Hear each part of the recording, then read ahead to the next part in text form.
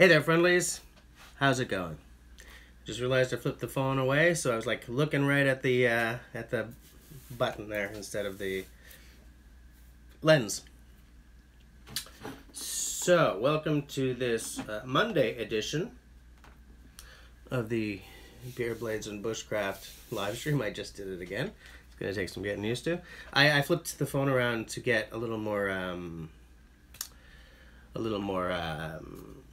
length on the cable. Just let me reload the page, see if anything's actually working.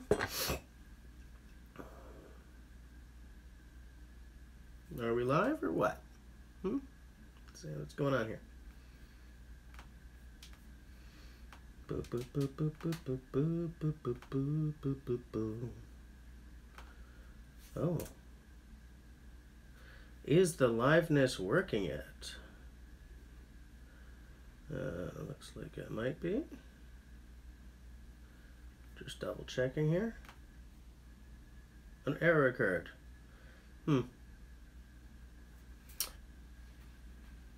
Okay, we're trying it again. Hey there, friendlies. Is it working this time? Apparently not. I do not know what's going on. Do I have anybody watching? I am just going to do this quitting. And I'm going to quit this. And I'm going to launch a different browser and see if it is my browser. YouTube. Live dashboard. Let's see what's going on here. Are we working? Yes, yes we are. It's my stupid browser. Okay. What else, right? What else?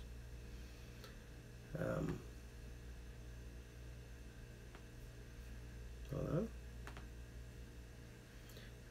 Are we working? I think we're working. I'm seeing some stuff. Hey, Anthony. How's it going? Excuse me. Scott Smith, what is up? Not much. I'm having my live stream on the Monday instead of the Tuesday. Tomorrow I got a meeting at school, blah, blah, blah. And Monday's as good a night as any, am I right? Good way to start the day, the week. Especially since I did not get this week's video up last night. Serge and I, hey, Hector, how's it going? Salut Simon. Serge and I shot the last installment of the Axe Restore video series. And so I was editing it together, and it was just like, it was way too long, and it was 1 in the morning. I said, you know what, I'm going to sleep. I gotta go to bed. So I'll try to finish the edit and get it up tomorrow night. I am optimistic. If not, it'll be Wednesday, but I really would like to have it up tomorrow night. Tyler, what's up? And I'm still all sick. Tyler's doing some coursework. That's okay. At least you're here. Have I ever tried a William Collins knife? No, I have not. Should I be looking for them? Can I afford them? Whenever someone brings up a new knife, I keep looking at the button instead of the lens. Sorry, guys. Whenever someone brings up a new knife, I'm like, sure! And then I look it up and like, no! Because the Canadian dollar bites. Yeah, Tyler. So I guess when we have it on the off nights, you can actually show up, eh? Are you super busy these days? School and all that? Are we all ready with the nut sacking? Okay. Is that how it's going to be? Is that how it's going to be? I know LT Survival cannot be with us tonight because he's driving back to Montreal from Quebec City, I think, tonight. Still can't find my mouse pad to do, because I told you I want to get this baby all knocked back into shape. I still have no idea where my mouse pad is. But what I do have, what I did find, is one of these. So I'm thinking I'm gonna see if I can buff some of this out while we're chatting. As I said when I first got this, because this was sent to me by a certain subscriber, I love the condition it came in. He sent me a note saying, you know what, I had to ground a little bit of a chip out of the point and everything. I hope it's okay. I'm like, are you kidding me? Show me a knife that's been used and loved, and I'll show you a knife that's been treated right. So I like this. The only reason why I want to shine it up is just, you know, it's new to me. I want to see if I can get it nice and glossy, so that I can do all this stuff to it myself.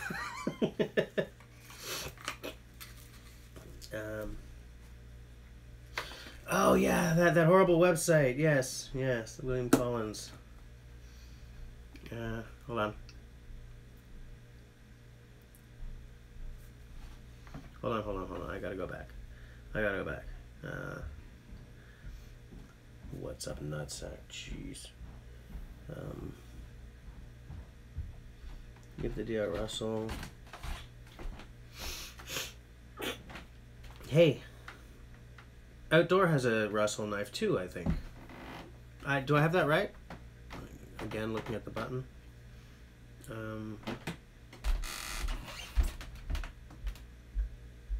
Scott, are you asking what this knife is?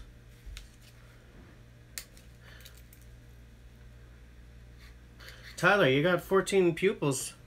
Nice. That's a good little business you're in. Hold on, I'm just bum. So Tyler, that's good to hear. Yeah, Ace put it, man. My fabulosity is what crashed YouTube last week, obviously. Scott, were you asking what this is? What this knife is? Let's see if I can. Feldkniven.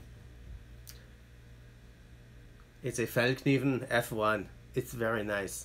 It's like a laminated G10. No, not G10. What am I talking about? VG10. G10 and VG10 are not the same thing.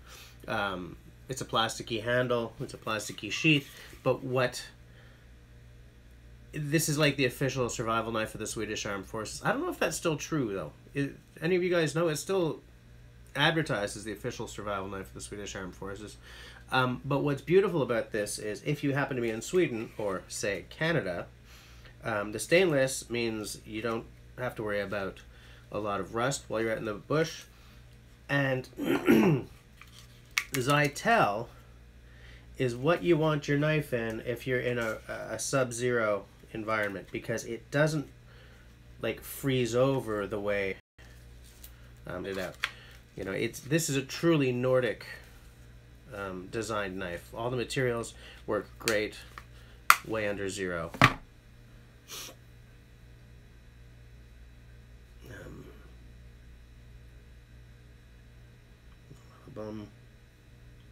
So yeah, Scott, if you're looking to get one, it's a Feldkniven F1.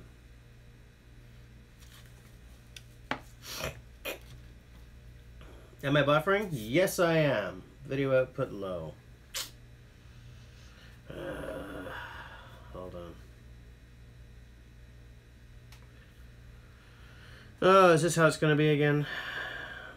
Hold on, let me just check. Let me check something. I'll be right back. Talk amongst yourselves.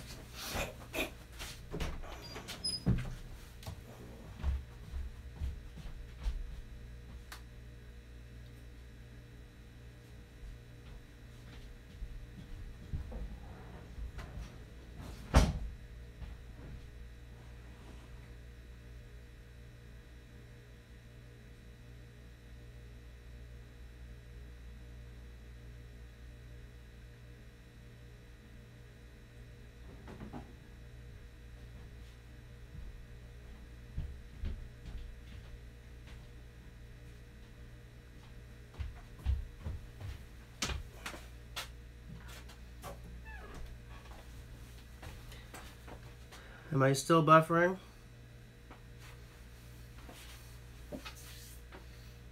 Is it still bad?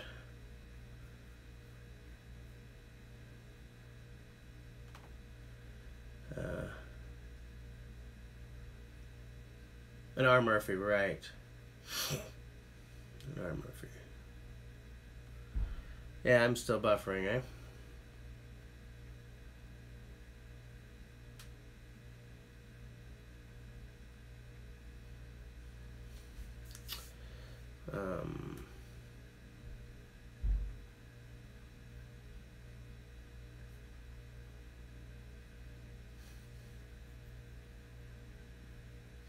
Anyway, hold on.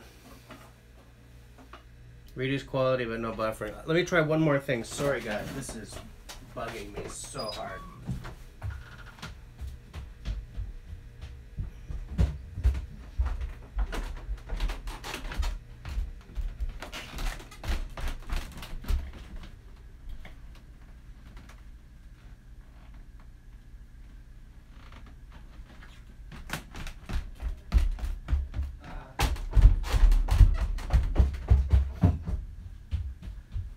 Okay guys, how's that? Is that better? Sorry guys. Alright, let me go back. So frustrated, you know? Alright.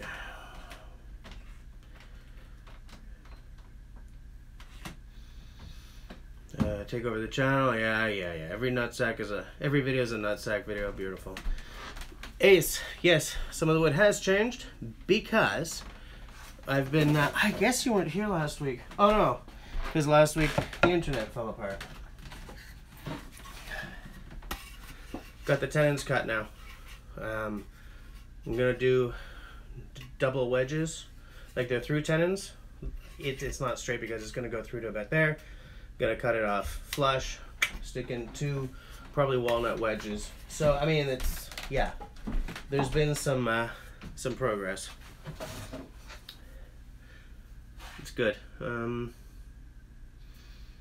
I have any stoves? I have a couple of stoves. I've got a titanium nano somewhere. A nano titanium thing. I'm not sure where it is right now because I lose everything I own. But yeah, like a little Firebox Nano, I think it's called. Hold on.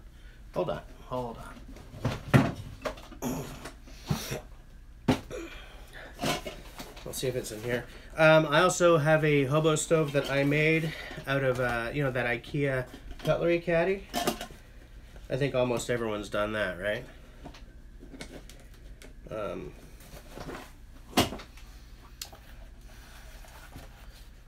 Firebox Nano titanium, right? This little guy.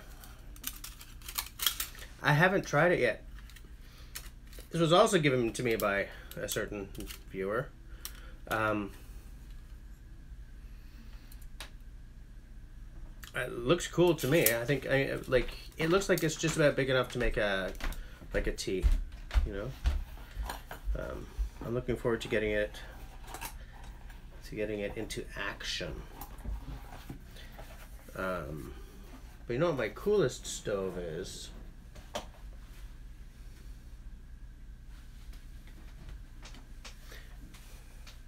Let's just see what you guys are saying before I yeah, that Bushbox XL titanium, it's just too rich for my blood. I would love it, but it's too expensive.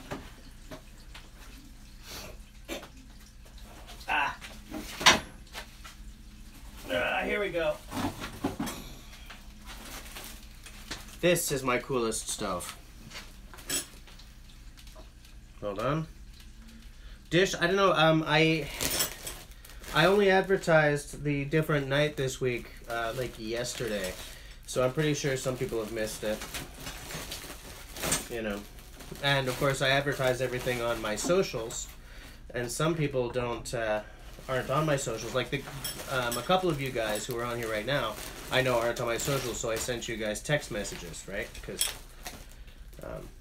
but maybe Dish isn't on my my Facebooks or my Twitters, which I started a Twitter feed while I was sick. I was sitting there hating myself and said, hey, I know what, Seems like a lot of YouTube bushcrafters are setting up Twitter feeds now, so I'm going to do that too. But I mostly use Instagram. I got to put an image up with a message on it, boom. Instagram is definitely my favorite. Wait, what did Anthony say? It's cold, my nutsack is retracted. The cold does that. It definitely does that. Oh no, hold on. Hold on. Rats. I have no idea where we are. Okay.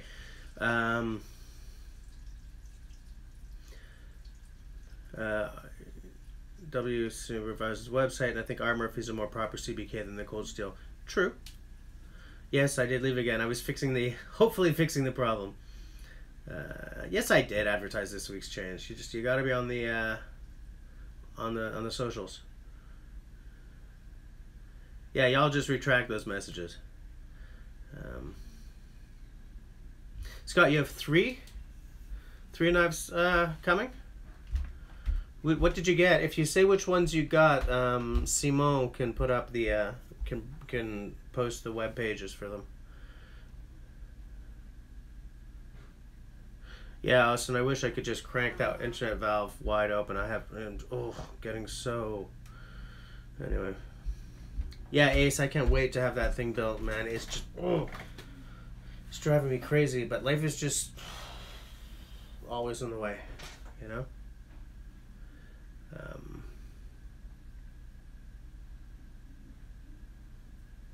Let me see. Montreal's 35 degrees freedom right now. So that's what? Like 2 degrees Canadian? Hey, Serge is here. I was just saying how we shot a video yesterday and then I couldn't get it up because it got too late and it's too bloody long because neither of us shut up while shooting. Scott, my coolest stove is this. This is a Sportes MIDI 001. Okay, the way it works is, how many of you guys know about like the Canadian candle or the Swedish torch? Right? You take a log, you quarter it, you know, sort of trim down like the very center, and you know, stick it all together somehow. Some people, what they do is they just do it with a chainsaw all the way down, but they don't take out the very bottom. Anyway, so the way this works is you put your quarters together, you slam this baby down.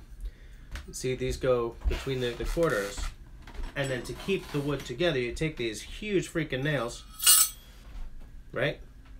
Like once you've got all your quarters in and it's all being held by these, you can kick the damn thing. I don't mean like haul off and, you know, mawashi or anything like that, but you know, you can sort of bump it and it's not going to fall apart. These are very cool. They're made in Canada. Even the nails are made here in Montreal. It's a good price. It's a reasonable price. It's very well designed. Cedric Sportes is he's an industrial designer. He worked very hard to design it using a metal that won't bend or anything. Anyways, I love this thing.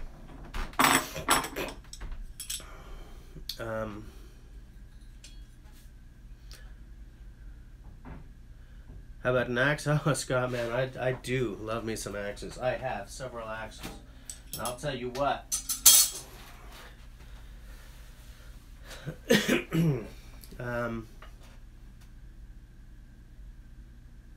Hold on. Yeah, I got some axes. Hey, who's got beer tonight? I'll show off my axes in a few minutes. I wanna know who's got some beer. Who got the beer? What I have tonight is this Ausschlag La Fraîche. I don't know if I'm gonna like this. It's a sour ale. Sounds okay to me. It's orge, siègle, puis avoine. So that's oat. Orge is barley. Siègle is Serge. What the hell is siègle? Seigle? Seigle. The IBU 40. So what do we got? It's an amber. The hops are Citra Mandarina Bavaria. The levure, what is levure? Yeast is Lactobacillus debrucki. Don't know what the hell that is. Other ingredients: oranges and something else. So it's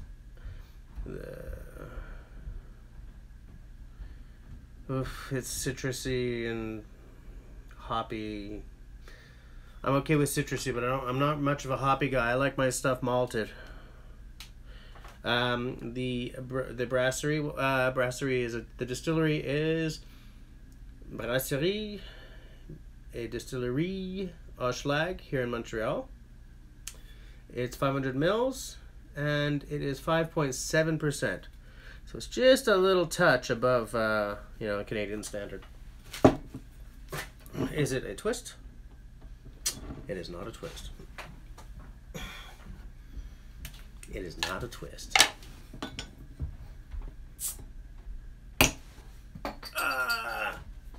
Kidding. So,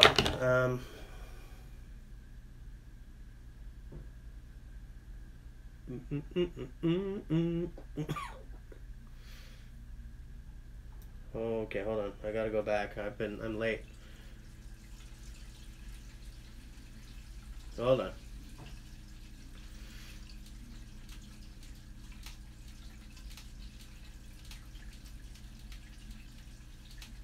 Wow, did I ever miss everything? Okay. Yeah, we'll definitely talk axes. Considering doing an ammo can stove build. Sure. I don't know where I'd find an ammo can in this town. Maybe one of the army surpluses. Like if I ever have any freaking time. But yeah, why not? This beer's a little lighter in color than I usually like.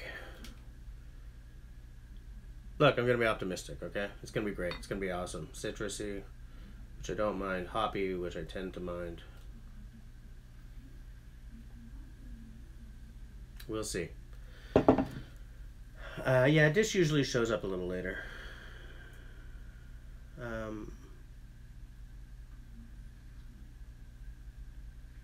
You don't have Facebook or Twitter? Okay. But yeah, Scott, I have a bunch of axes. Yeah, transfers do tend to come pretty sharp. I've got a couple and I do love them greatly. They're probably... I got some transfers, I got a couple of Wetterlings. Alright. Cheers. Let's see what this is like.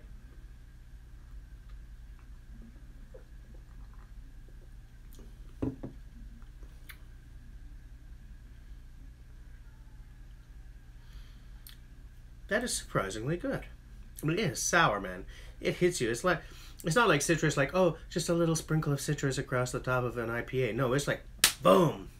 Like, I got the sourness right there. You know, like when you open a bag of salt and vinegar chips, and it goes zzz, right there? I got that. Like it tastes thicker than an IPA. Like, I usually consider something hoppy to be kind of thin and bitter, but it's good. I like it. By the way, Scott, if you want to talk about axes, just drop outdoor Dobra a line. This guy gets, like, if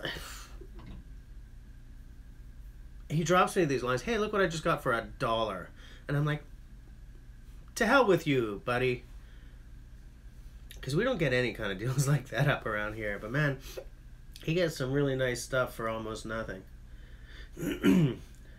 Like, everything I have, I spent big money on, practically. And he got some good deals this past week. A survival knife and a custom junior woodsman and a production woodsman.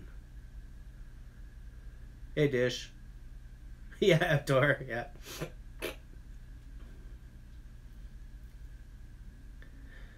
Yeah, Serge doesn't like outdoors deals either.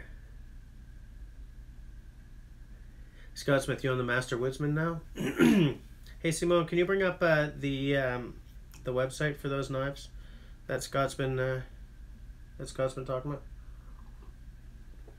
Oh, so good. It's a flavor profile I usually don't like, but it's because it's like there's something grapefruity and kind of lemony, limey in there. Like it's not orange and hop. There's hop, but it's not like punchy in the face hops.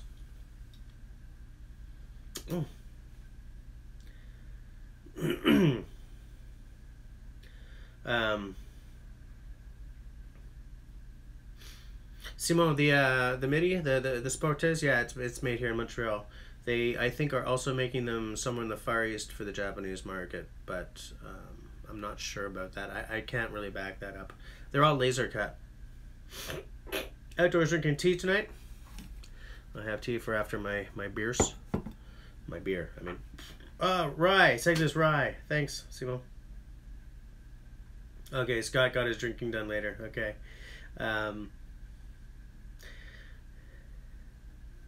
Oops. Oh no, I missed something. Someone said something and I went boop. Hold on. I'm gonna go back. Two-Hearted Ale. Okay. St. Lawrence cold tonight, so he's having, hey, at Dish, you retracted your Two-Hearted Ale. Man, I just saw it happen right in front of my eyes. Are you retracting now too? What is with you guys? So Simone's drinking water. I know what St. Lawrence cold is.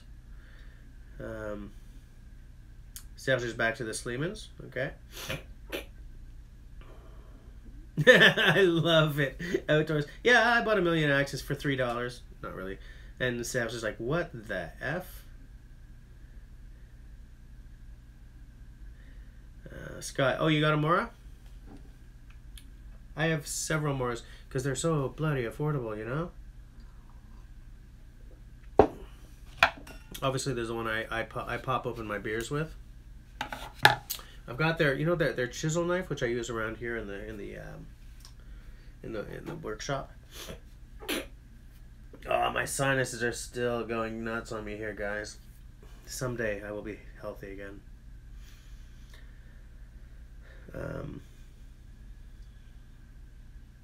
Hold on. Yeah, we hate with love.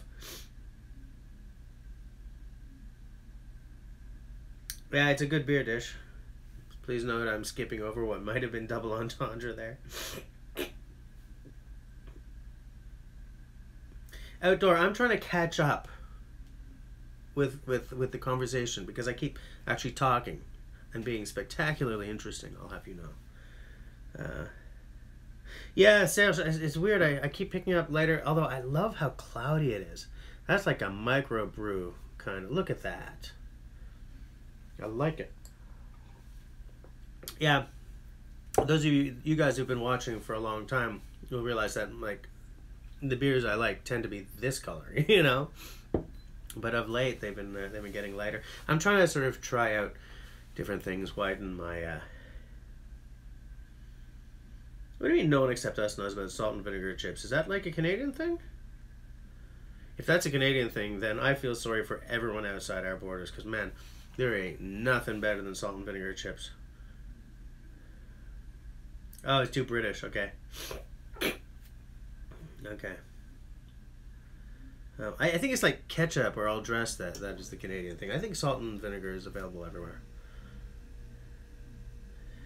Oh, good, Serge. Good to know. Nice. Oh no. I just missed a bit. Hey, Mike's here. Look. I'm drinking beer in a glass, Mike. And I'm drinking an uber flavored beer, although I wasn't expecting it to be. It's sort of a citrusy thing with a little hop to it, but not too much.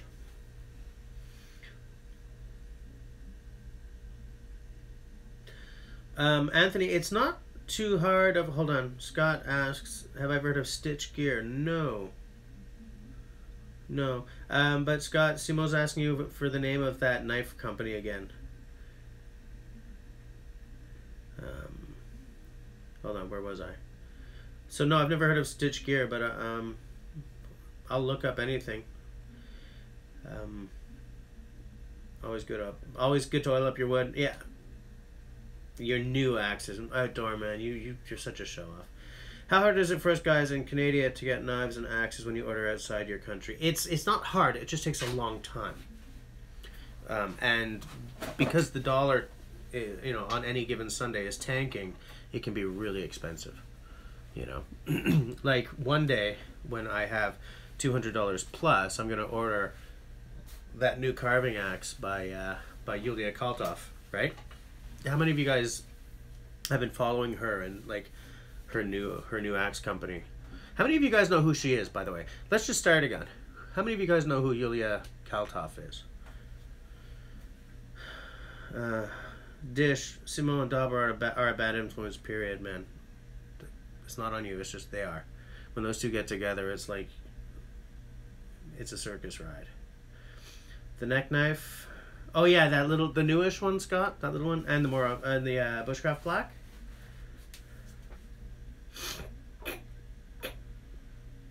But Anthony, getting folding knives is becoming really complex. They're not all getting through. Like I've had to sort of, my dream of getting that Benchmade, the 940, the Osborne, it's not going to happen because it'll never get across the border.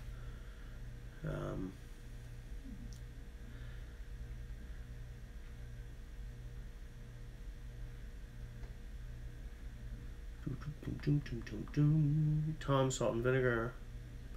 I think so. WC knives.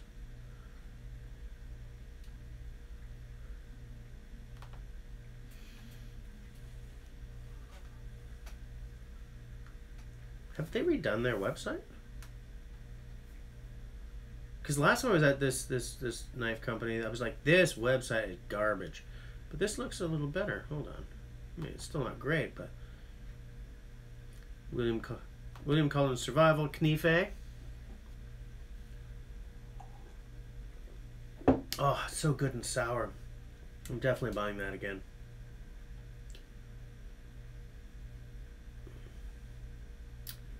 Stitch Gear Outfitters for a leather sheath. For a leather sheath. I'm gonna buy me a sheath from Stitch Gear Outfitters. I do a British accent about as well as Joe Robinette. Oh, look at that water bottle, canteen carrier. Holy snappage, guys. Stitchedgear.com. Nice stuff. Holy smokes. Oh, their axe masks are spectacular. Holy crap, and they're only $30 US.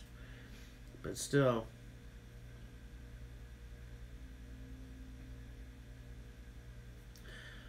Yeah. Okay, that's cool stuff. I'm just gonna boom. I'm gonna do this, and then I'm gonna go boomy, and then I'm gonna go bickety bam. Wait, did it work? No, totally didn't work. Of course not. Why would it work? Why would anything online freaking work? Boom? No? Okay, no, it's fine. Let's just...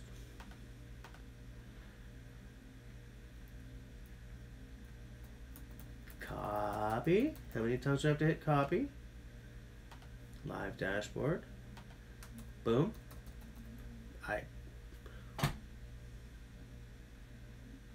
Thank you, Outdoor, because I couldn't get it to copy and paste, for God's sakes.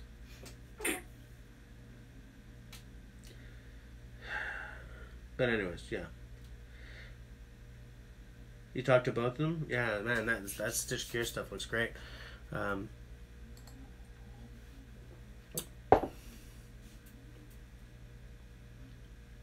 Getting to the woods with pressure because a piece of kit X has been left in the bigger pack or just not with me. Yeah, okay. Yeah. I know how that feels. You know what I've done for that, eh? Mike Morton, I've shown you this, right? Mike Morton, like, I have to use his last name. This is my attempt to get that under control, Anthony. I realize that I was having the same problem as you, okay? Hold Hold on. How do you go about keeping the very essential? Yeah, here's what I'm doing. I'm not going to use the bigger pack anymore because I realized that I was carrying too much stuff around. So this little hidden woodsman pack, this little Dayrock Scout, I think it's called, it's a lot smaller than my other pack.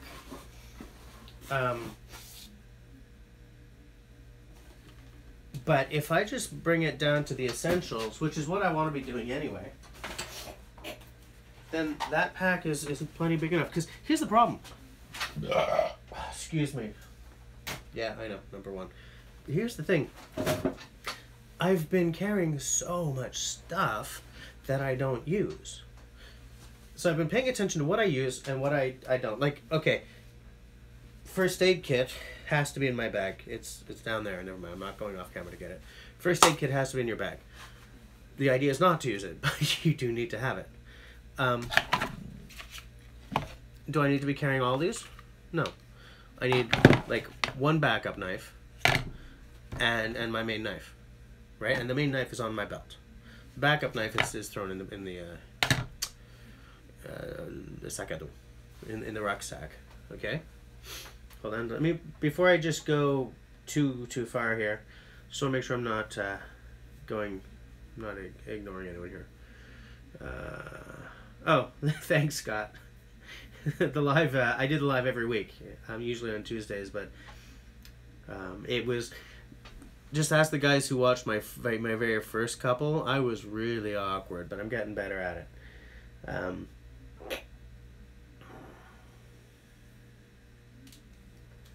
Randy from Stitch Crew will be at the Great American Outdoor Show in Harris. Oh, interesting.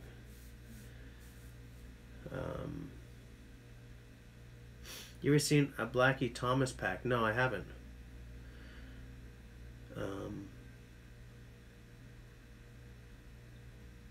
Yeah, okay.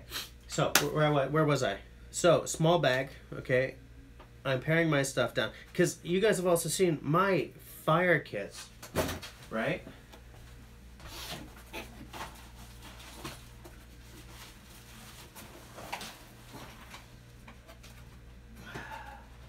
Sorry if I'm off camera here, guys.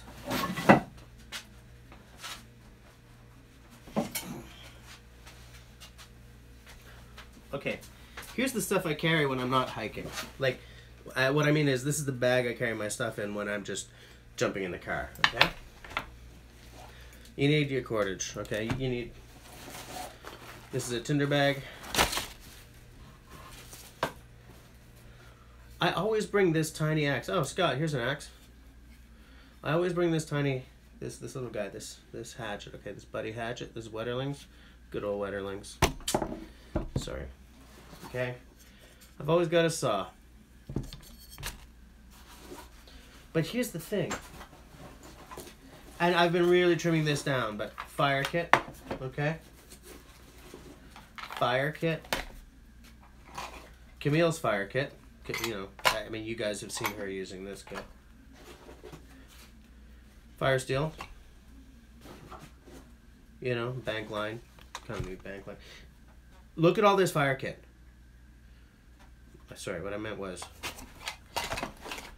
look at all this fire kit. There's no way I need all that stuff. And so what I've been doing is paying attention lately to what I use and what I don't. And I'm just going to pare out the stuff I don't use, put it aside. I had already moved some of it off to Camille's fire kit, you know, but like, give it a break, you know. I want to have flint and steel with me because it's my favorite. In this one, what's interesting about this is that there's a bunch of stuff I've never used before. Like, it's a bunch of alternate things that are outside of my ken, right? This is cotton batten wrapped in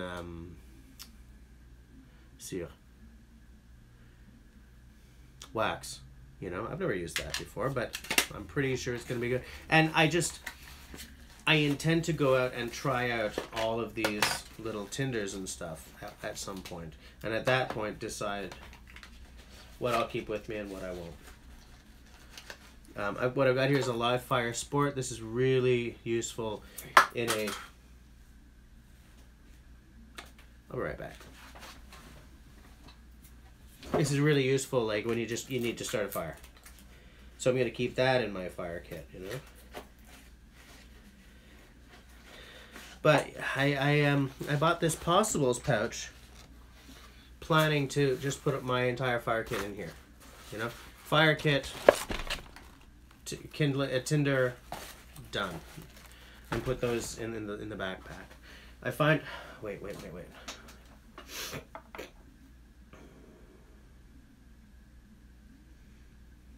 Hey, Scott. I mean, the other Scott. Hold on. Uh-oh. This says an error occurred. Are you guys okay?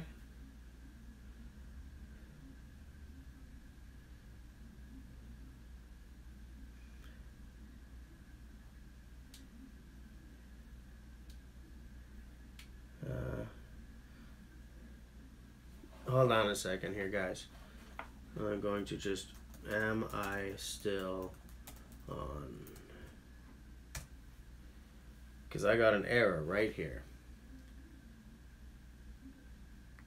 Okay. So it's just me who can't see me anymore. Outdoor, I am not going to use a lighter unless I ain't got no choice. I do have...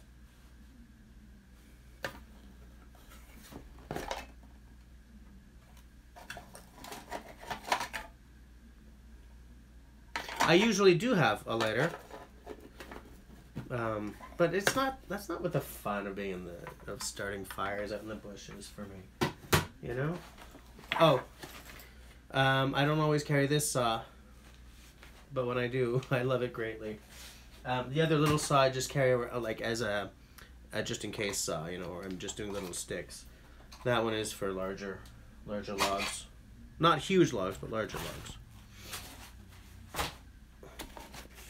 Anyway, so that's what I'm saying, Austin and Scott Smith, is what I've done is I've cut a lot of the chaff out. I've honed down what I carry and made sure that I can fit it all into a smaller bag, because then I don't ever have that problem of, oh, I left it in the big bag. I'll keep the big bag for when I'm doing a much longer expedition. If I'm just doing a day hike or something, it's the small bag, and that's the one that I keep this stuff for by default. So it's when I'm taking a longer trip that I transfer stuff around instead of transferring into a smaller bag for a shorter trip.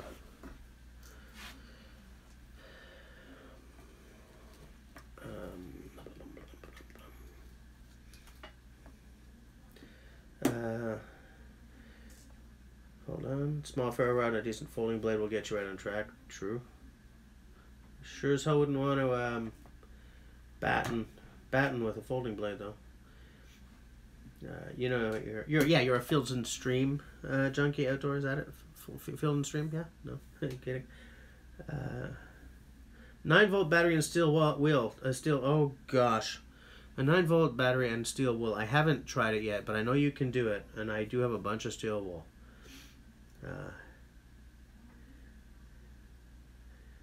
Let me see.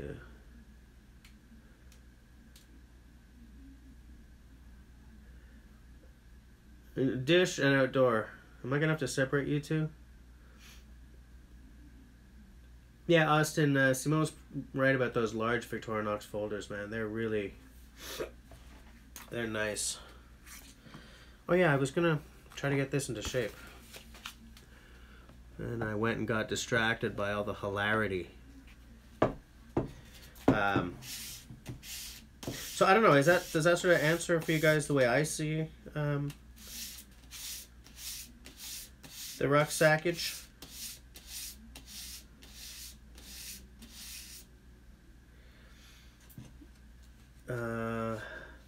Guess the problem I have is when I bushcraft, woodwalk, or whatever, I envision doing tons more than... Yeah, I know. I have the exact same problem.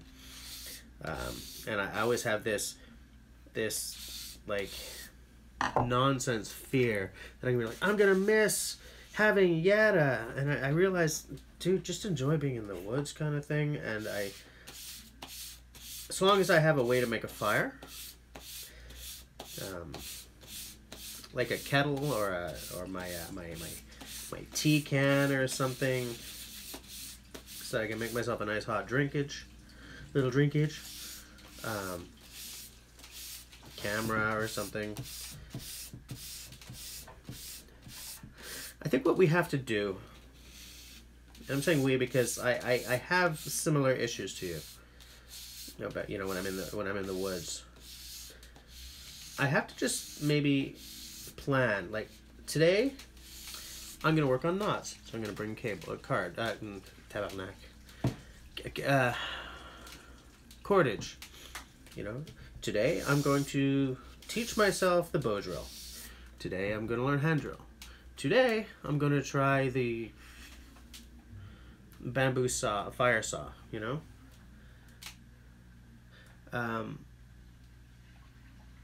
And stick with it. You know, that's when you're in the woods sort of as a skills development kind of thing.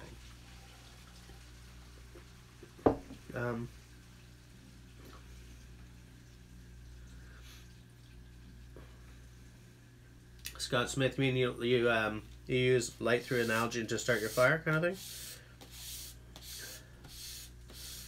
The streamlight lantern. What the hell's a streamlight lantern? I don't know that. I didn't get that. Retractamundo. What am I using to sharpen the knife? Right now, this is 800%. 800 grit sandpaper on a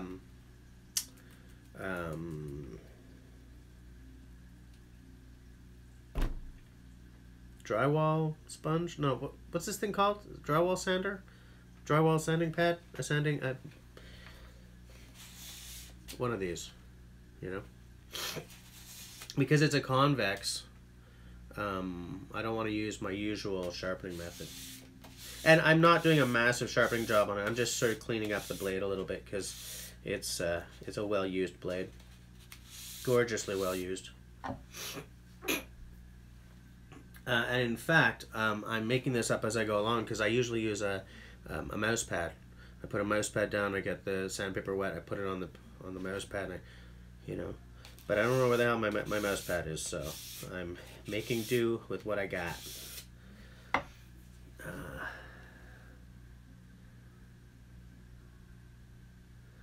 Austin has not been listening. Gosh darn it. You know, I'm going to tell Simo you said that. Your dad has 63 acres on a river? Scott Smith, man, I'll be there in 20 minutes.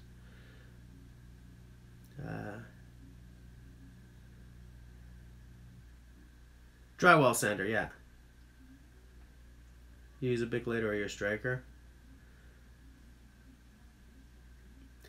Dish, you like this knife? You like my Swedish beauty? I do like Swedish stuff. My Feldkniven F1.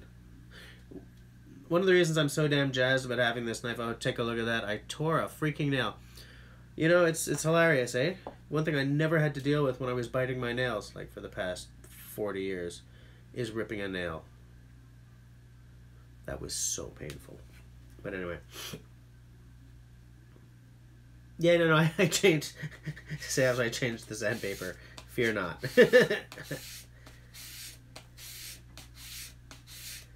Like what I'm doing right now is 800, and then I'll move it up to like 1,000, and then 2,000. I can go up to 3,000, but I find that at 3,000, I'm not getting the results I want. I am, however, very, very much interested in getting a bench grinder and putting a buffing wheel on it, so I can gloss my stuff up real good. I can gloss my stuff up real good.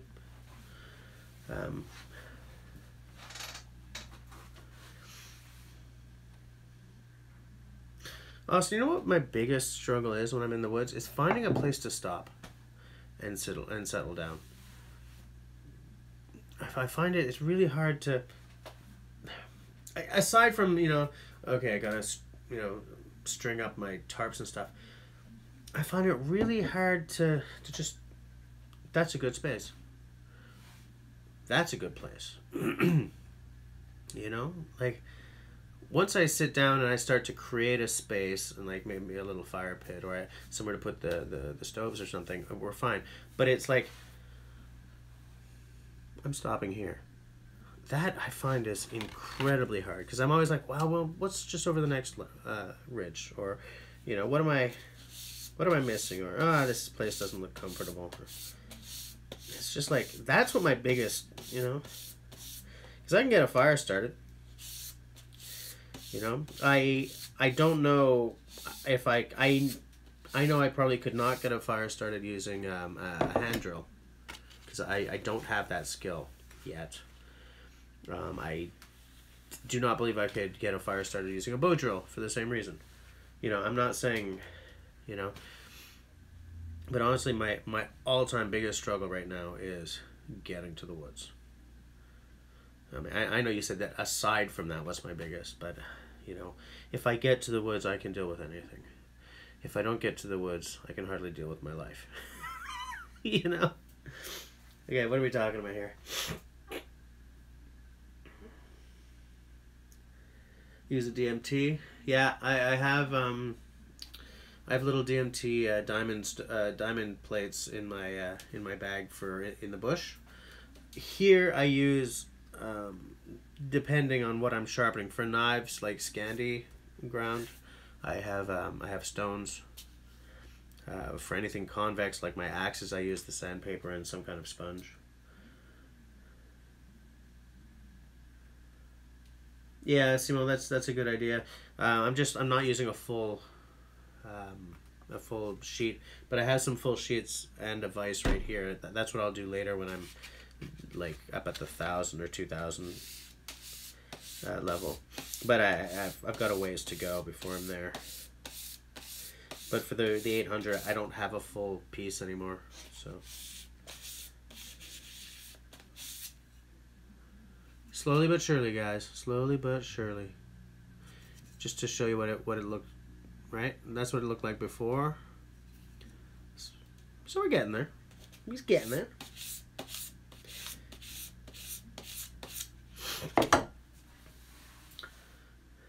Jesse's biggest struggle is to get there. He knows what he's talking about. Post photos of that knife when you're done. I tried shining with micro mesh and didn't have much luck. Yeah, I'm also worried to use too coarse a paper. Yeah, Scott, I want to try a bow drill too. Oh, Serge.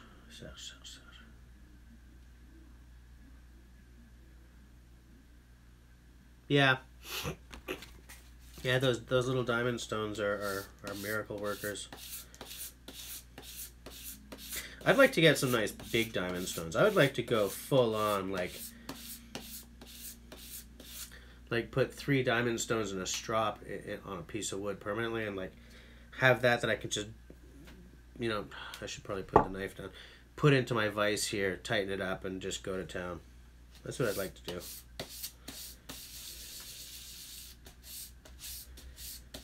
Yeah, I think a Weeder fan saw me doing this. He'd be like, "Oh, geez, there, bye. That's not how you do it."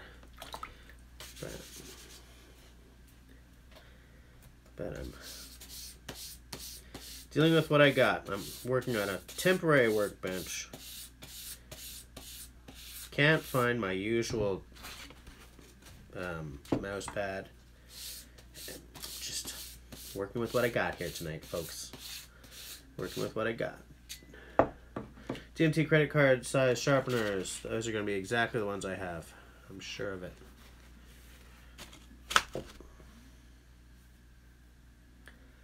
Oh, it's got a bow drill divot in it? That's cool. There's a Brothers of Bushcraft knife with... Oh, good. I'm not finished the beer yet.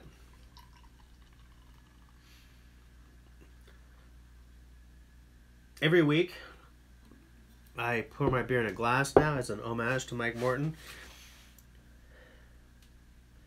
Yeah, Wrangler Star has a 3 diamond stone setup, but he, thanks Scott, but he copied it from Paul Sellers. I mean, I don't mean that in an accusatory way. He's said that he got it from Paul Sellers as well. Let's see if I can find my my mini nest mug.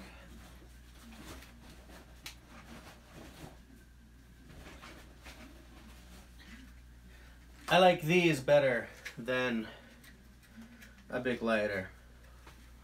Classics. A true classic of the genre.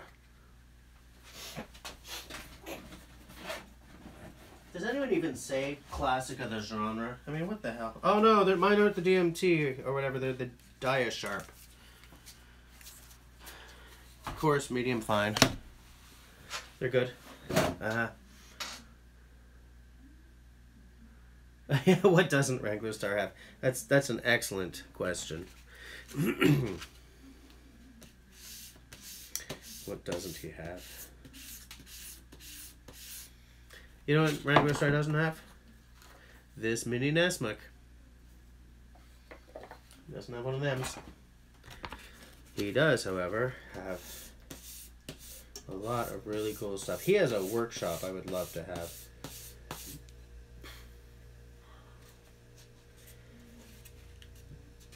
Oh, I almost did another burpee.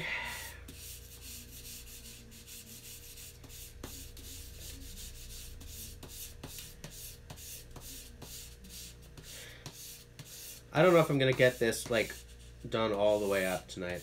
I'm just cleaning it. I'm not doing a full-on sharpen, you know.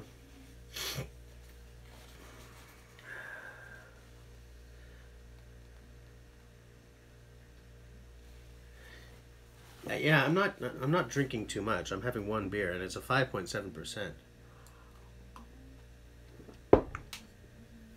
I would not clean a gun while even having one beer though. I grew up with the healthy Canadian distrust, and it has served me well. Man, I was up at the hunt camp I used to go to, and it seems that we might not have the terrain anymore.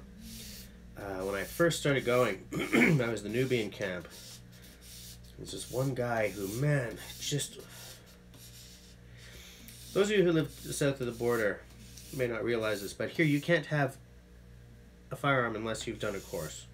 You know, the licensing process is not impossible, but it's not it's non-trivial. Okay, we don't have the right to bear arms. I don't really care. I don't want us to have the right to bear arms. I think it's good that you have to have it. You have to do an exam.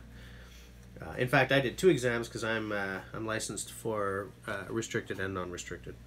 But it's like this guy, he broke every rule he could all the time. He was, the entire hunting trip, he was drunk. He would come inside the hunt camp with his rifle still loaded, whereas the rest of us knew you unload everything and you prove it safe before you go in. You know, this guy would just come in, throw it down at the head of his bed, crack open another beer. He's one of these guys who like wakes up in the morning, sits up, cracks a beer, and lights a smoke.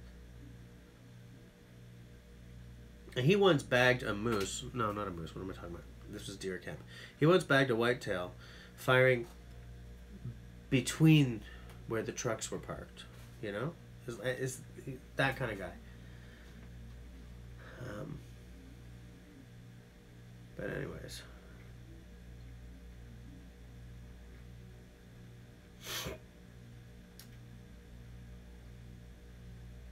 Yeah, so like whenever someone's like, hey, you better not drink and, you know, mess around with guns, I'm like, believe me, I don't. You know? It's looking better. It's looking better.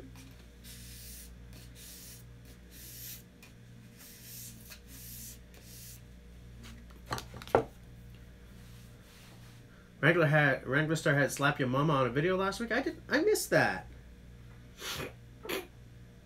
Yeah, alcohol and guns do not mix well. I agree. Ever seen a model 327 Smith & Wesson? Not in person. Scott, he ain't buried yet, but I don't know how this guy is still alive. I mean, he was ravaging his body. You know. I don't know, you know. I don't know why people do that to themselves. Whatever. That's a judgmental thing to say. I shouldn't have said that. But you know.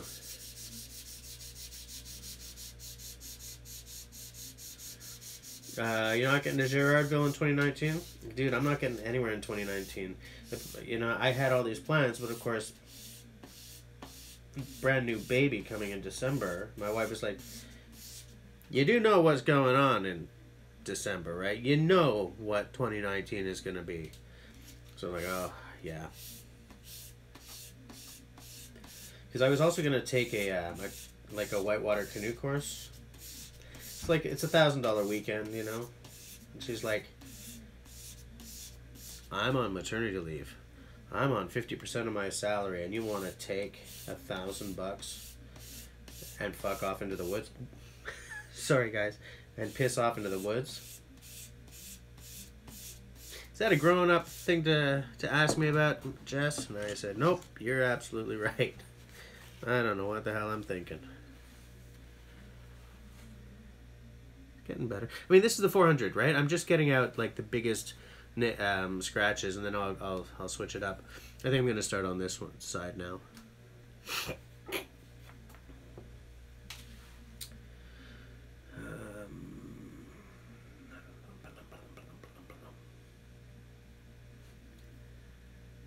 Scott, I want to hunt moose. I've gone moose hunting a couple of times, and I got nothing either time.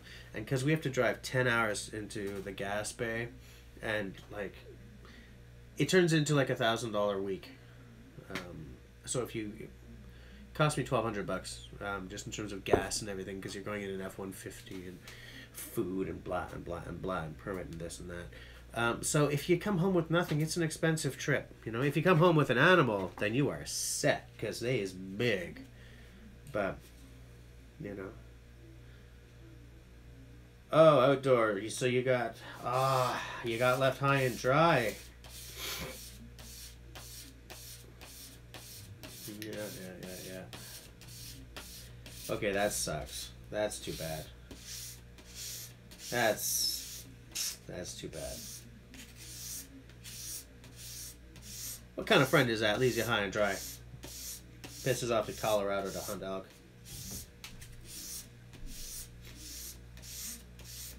Oh well, that's too bad. Sorry to hear it, buddy. But, you know, I don't know if I'm going to get to hunting this year at all. I mean, with our hunt camp possibly being... I gotta win like $30 million so I can buy like 32 acres and quit my job and, you know, stuff. Because there's always something complex when you're borrowing other people's land, you know? You know what I'm saying? Okay.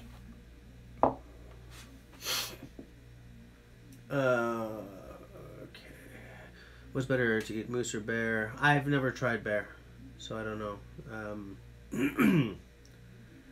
Best place to shoot a moose? Okay, outdoor, let us have it. Where's the best place to shoot a moose? You got whitetail fever, I understand.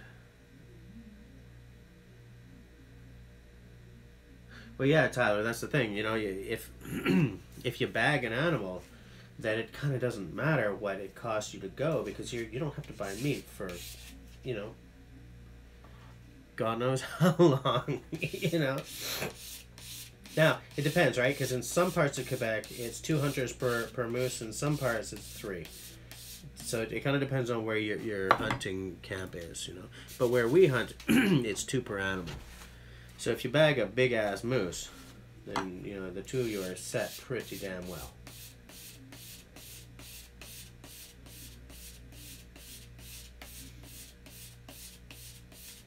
Next to a front-end loader. Man, you are so right. I was listening to someone talking about... I changed podcast apps this week. And when I did that, I sort of took the opportunity to change up the podcasts I am subscribed to, and I upped the number of bushcraft podcasts that I'm subscribed to, and one of them, they were talking to a guy who does, who does a lot of bear hunting, and what he said was, and maybe this is why bear meat sort of gets a bad rap. What he said is that once you've bagged a bear, it starts to go off really fast. So what they do is they gut it, and then they fill up the cavity with like 60 pounds of ice to keep it from going bad until they can get it to, until they can get it back. I'd never heard that before.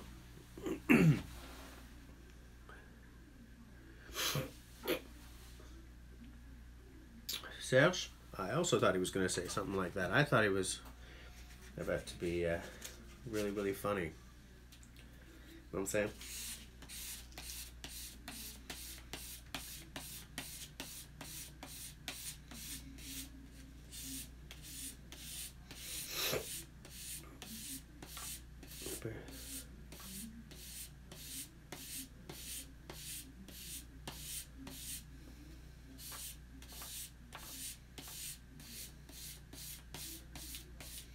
Yeah, I haven't gone hunting in a few years.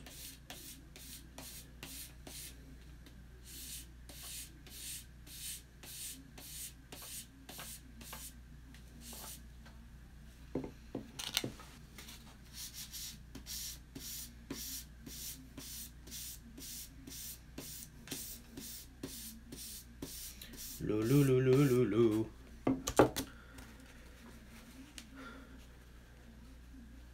Shoot him in the nutsack. Yep. Still some schmutzy schmutz up at the top there, up at the point that I gotta get a handle on.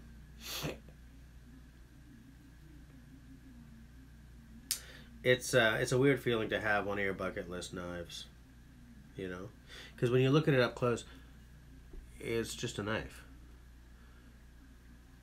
But it's hard to get past that. Wow, I've been wanting one of these for years. Feeling, Come on, sinuses, give me a break.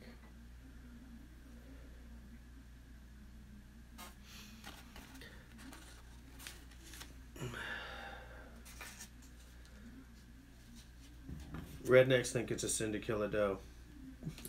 There's a legal aspect to killing a doe here in Quebec. Every year they have a lottery for a doe tag, for doe tags.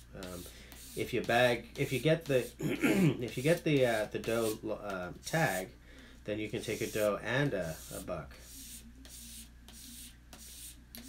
But aside from that, it's bucks only, and he has to have corns. They're not corns. What are they called? Antlers that are at least 7 centimeters long, which is a fairly recent addition to the rulebook.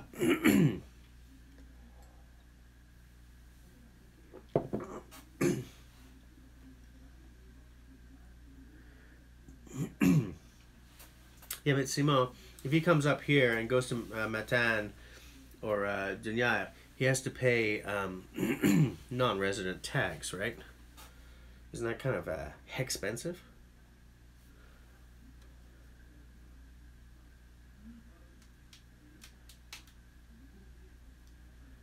Down in Michigan, we take doe all the time. The beer populate quickly and have been quite invasive. Yeah. We in some areas of Quebec, there still isn't a doe lottery right now, just because populations sort of crashed at one point.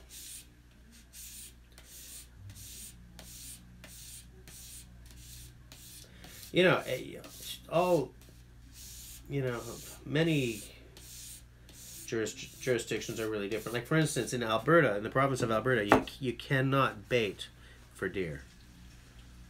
Whereas in Quebec, that's the way you do it. It's illegal. It's accepted. You bait, you sit in a blind, and you wait. In Alberta, it's absolutely illegal and considered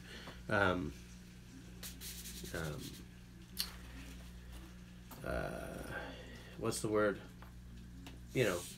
Wrong anyway. morally wrong. Well, yeah, I know. That's what I'm saying. Like, if Outdoor comes up to Quebec, he's going to pay some money, man, for the non-resident permit. But hey, he'll get to go and have tea and drinks or stuff with you and me.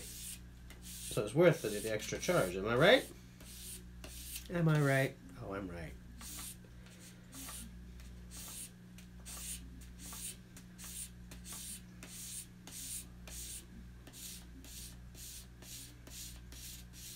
I'm just taking a look at what I'm doing here. Am I doing good? Am I doing good? Actually, I think I'm doing pretty damn well. Getting better. No baiting allowed in PA. Scott Smith, you guys baits, and you're in you're in North Carolina, was it? We do have whitetails, we just cannot shoot them with a 357 mag. Truth. The smallest you can shoot a deer with is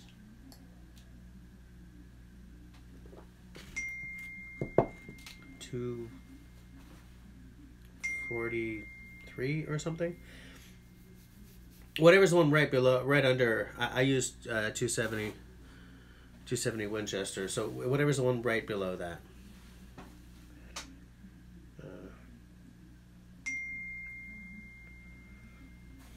I don't remember what it is. 243. I think 243 is the smallest you can shoot a deer with.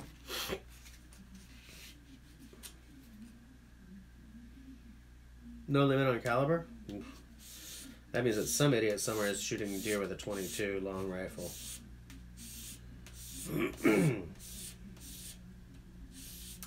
I'd like to pick up a 308 at some point. Just, you know, because I'd like to see if there really is any difference to shooting a short throw instead of a long. Because, I mean, 270 is long, right? It's a long action. I hear that, like, short actions are a little stiffer and this and that, blah, blah, blah. I used to read a lot of hunting magazines, okay? And so I got a lot of propaganda thrown down my face in the name of selling me sweet new rifles and stuff. You know, hidden, disguised as editorials. As editorial information. So I'd like to see if there's if there's any truth to the long versus short dichotomy, blah, blah, blah, blah, blah, blah, blah, blah, blah, blah.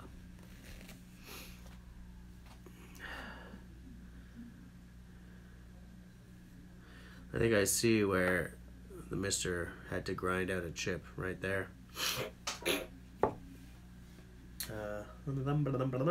No moose at Anticosti? Nope, but you can take 2 deer at Anticosti. Wait, where am I going? No, I'd like to go to New Brunswick for grouse. 2506, okay. Tyler hunts with a 44 mag.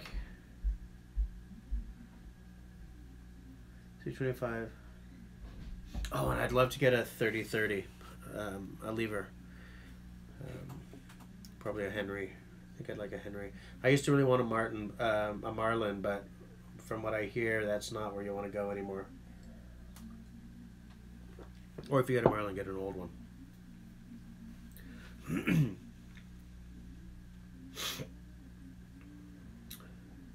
Scott Smith shoots 270, yeah.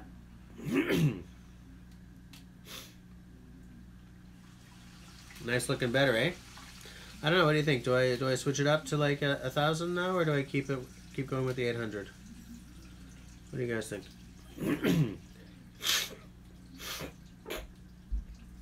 Yeah, you can use 6.5 by 55 here. I'm gonna mute my computer. Really, Simo? You can buy another tag on site at Anticosti? Woo! So you can just keep bagging deer.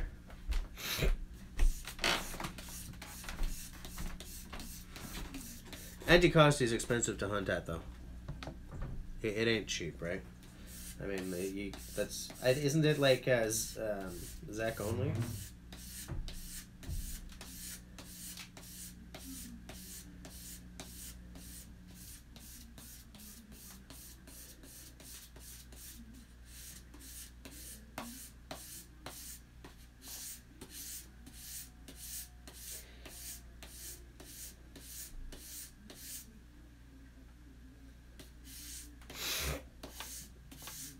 You had to deal with a 30-30 for years? Wait, hold on.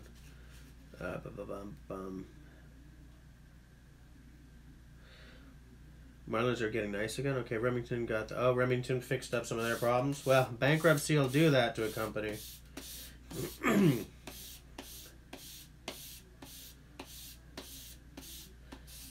Yeah, I'd like to have a nice old lever. Or a nice new lever if I get like a Henry.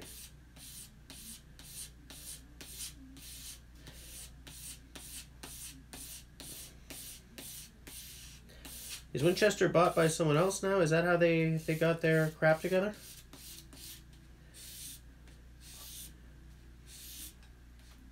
Because I mean, Winchester, that's owned by Fabrique Nationale. Browning, same deal, right? They're also owned by FN.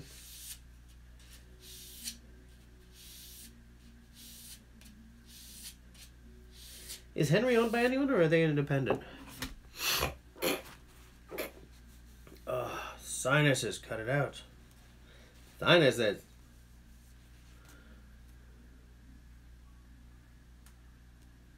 Yeah, but Outdoor, I think he might not have realized that I had to move the live stream to Monday night this week. You may be waiting a long time there, big guy. Yeah, I see where he had to grind out that chip. Don't matter to me none. So yeah, maybe I'll just move it up to the higher grits. Henry is still independent, yeah. Simone is speaking for all of us. That's 800, which I've already done. There's 1,000 grit. Oh crap, it's not a full sized. Blah blah blah blah blah blah blah. It's okay, it's fine. It's gonna be great. It's gonna be fabulous. So let's turn it around. Let's just turn it around now.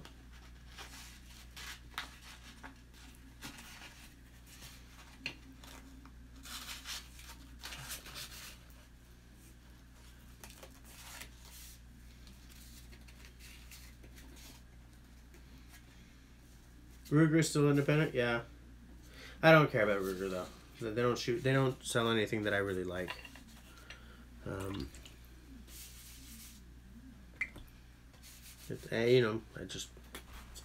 don't like their style. Like Savage doesn't make anything spectacularly pretty either, but I've still seen some stuff by Savage that I thought was pretty cool. But Ruger, I haven't ever come across anything that I'm like,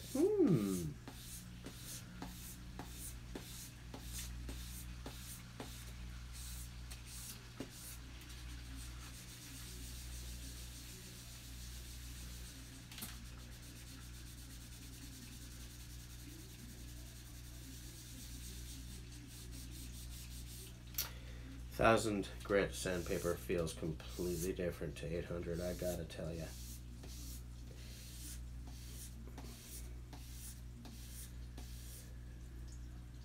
Yes, Outdoor, I saw that text, and I'm going to take a deeper look at that as soon as we're finished here.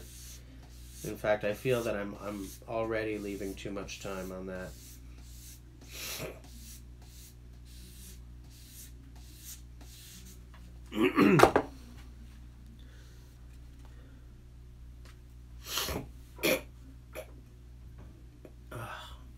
The Ruger Model 77, yeah, but there are a lot of nice firearms out there. That's the thing, there's a lot of nice stuff, and,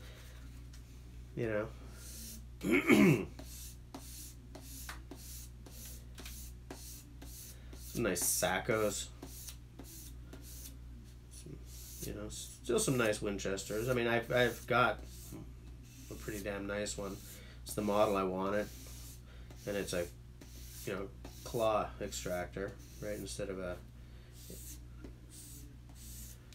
just a push feed.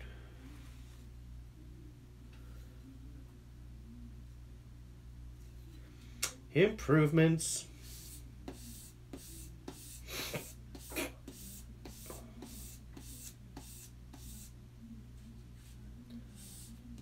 Some Kel-Tec are unrestricted here now. Yeah, but they're ugly, man. I don't want something that looks like a plastic toy. It goes bang. I don't like the Kel-Tec. I'm tactical averse, right?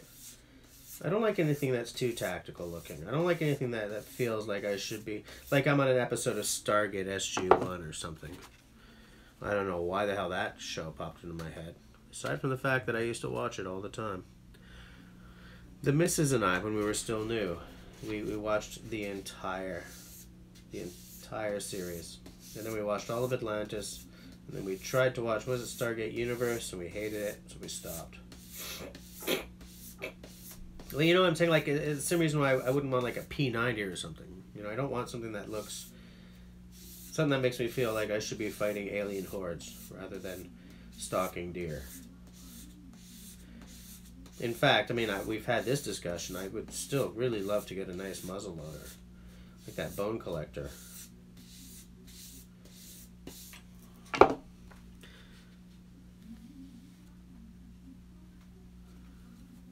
Getting better, eh?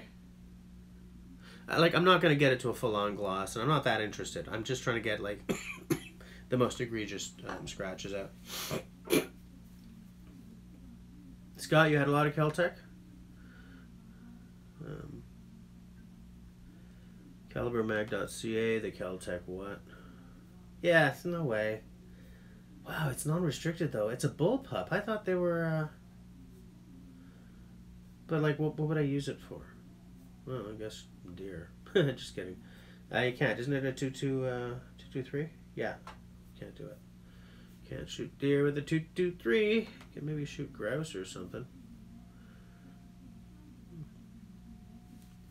Yeah, sure, Outdoor. Send me your axes. I'll strap them for you. I'll keep whatever's my favorite one as payment, though.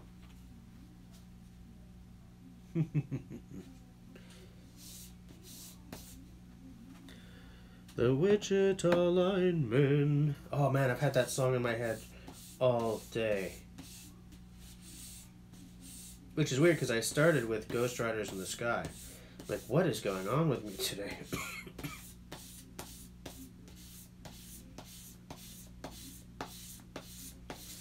Yeah, I'm just getting at the most egregious of scratches. You know, I don't need this knife to be a high gloss kind of, you know, thing. And the magic of these isn't a high gloss character anyway. They're kind of matte looking. I mean, they're not. You know, I don't want to change.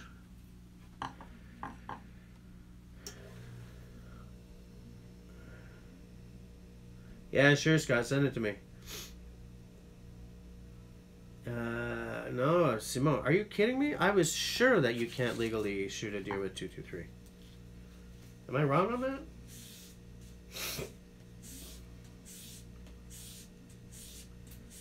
Even if no, maybe you're right. Maybe you can shoot a deer with 223. I wouldn't do it, but I'm sort of thinking that yeah, I think you're right because you can shoot a deer with down to 204, right?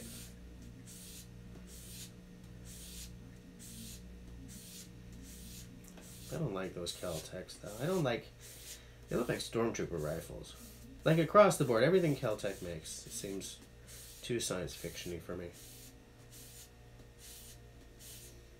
And I don't know if they're any good either, right? Like, do they have quality control issues? Like, I don't have the... Because I don't have a lot of time to go hunting for a good gunsmith, I want whatever my boomsticks are to be problem-free as problem-free as possible.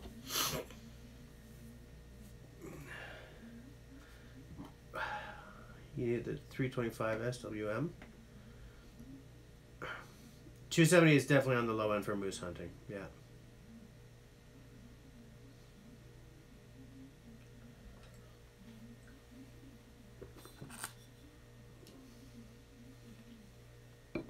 The beer's done. We've come to the end of the beer. To the end of the beer we have come.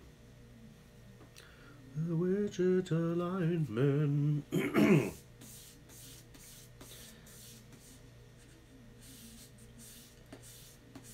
we go.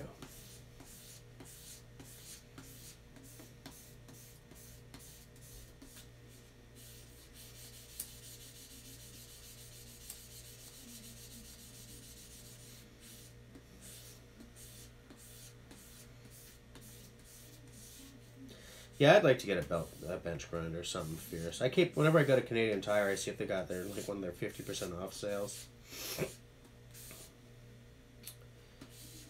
I would, man, because I'd like to put a felt wheel on and just, you know, strap up all my blades like that. You know, a last pass as I'm sharpening everything is to, you know, throw it on that, give it a good stropping. Maybe a paper wheel or something.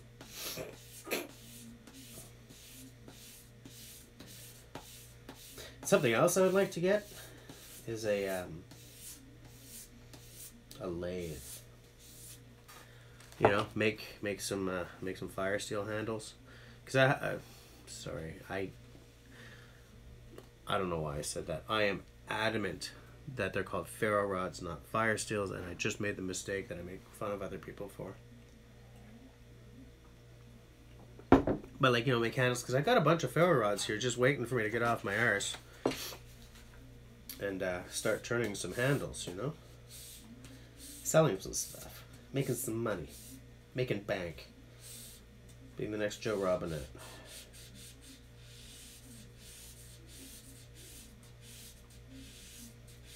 I'm not really expecting to be the next Joe Robinette, guys. You can relax.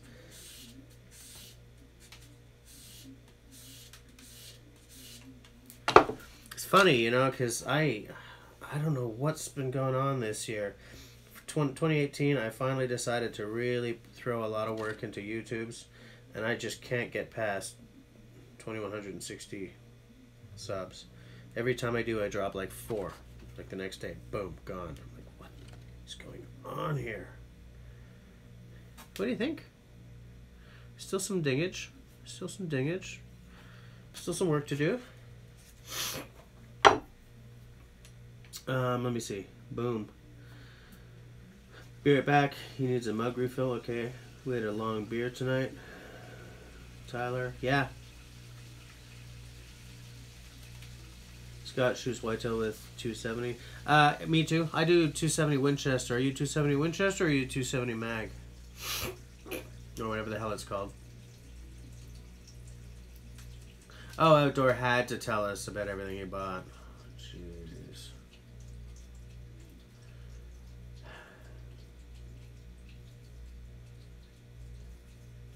Thanks, Scott. I like doing the live feed, that's for sure. It's a lot of fun.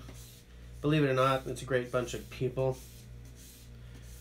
No matter how Outdoor and Simone pretend otherwise. They're nice guys. Outdoor has this habit of finding deals that would make the rest of us weak in the knees.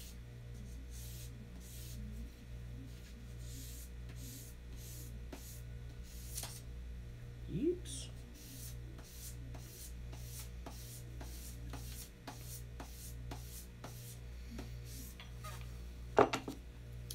I hear that Mora is coming out with new designs for their spoon knives. That sounds interesting because I have a Mora spoon knife and I think it's utter garbage.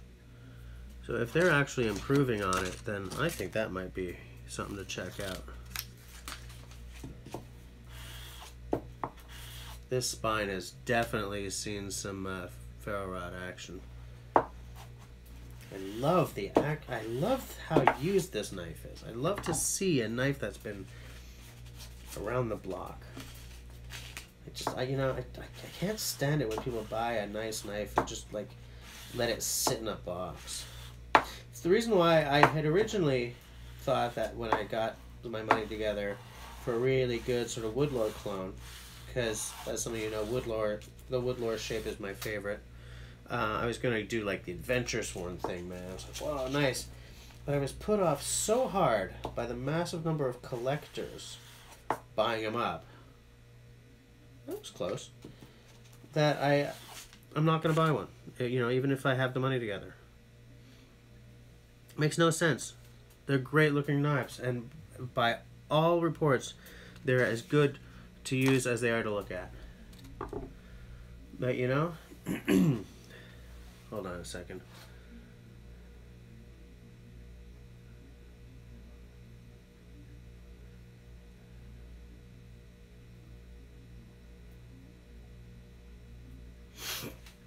Collins, Scott Smith. You're not too outdoorsy. Oh, that's okay. Dory, please don't say hurtful things. Stop getting hurtful deals and we'll stop saying hurtful things. While you were in Maine, you picked up another Walters hatchet and 3 snow and neelies that need work. Nice. For less than $80. I would like to get a nice Walters hatchet. I would like to get a nice Walters hatchet because I want to gift it to someone. I want to get a knife. I'd like to get a nice little Walters, bring it back, you know, alive, you know, back to ship, and then gift it to someone. Because they don't have a good axe. And everyone should have a good axe. You know what I'm saying?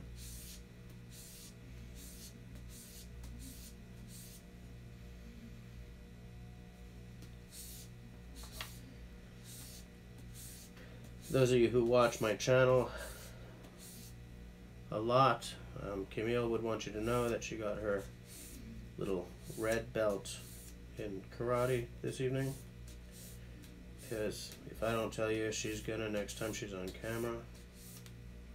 She's very proud. She's very proud. Should have seen her face, man. She was as happy as a pig and stuff.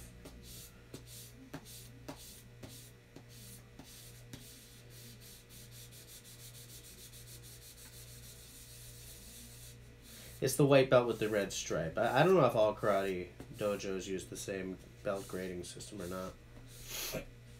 But it's the second one, the one after the white belt. She only started like 8 weeks ago.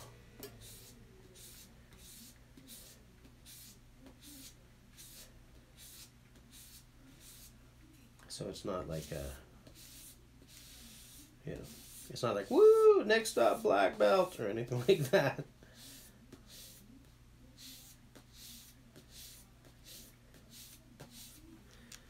You know what?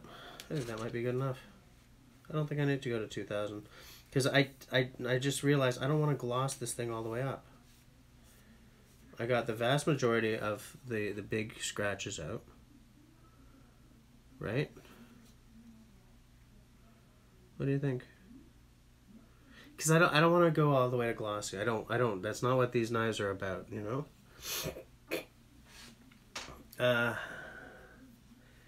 Let me see. You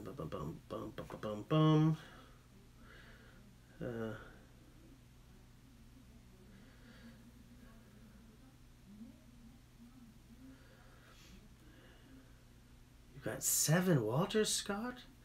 You know Walters is my jam, right? You're buying all the damn Walters. That's why I'm not getting them. Yeah, Raindance, you just... yeah, Outdoor, you just text me your address. Tyler used to be into martial arts. Scott. Yeah, I'm not trying to act like Dave Canterbury either.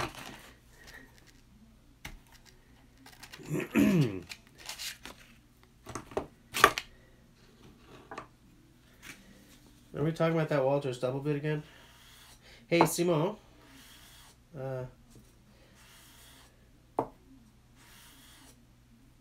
on.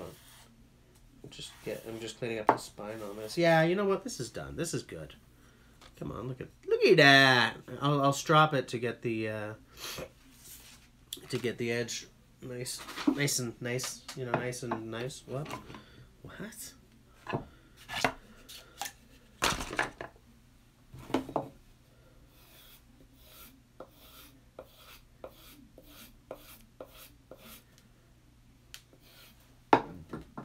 Wichita Lion Man. Why do I have that song in my head? Is the line? Okay,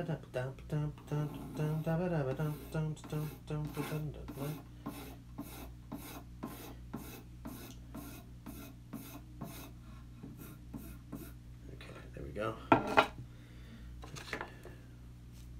Roughed up a little bit. Now I'll put a bit more of the sharpening paste up on it, and then I will stroppy.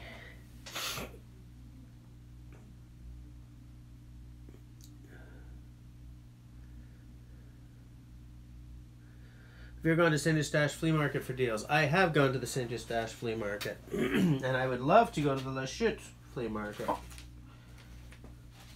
I found that I did not get many deals at St. Eustache. Sorry guys, I'll be back on in a minute. I'm just looking for my my honing paste stuff. Thing-ish stuff.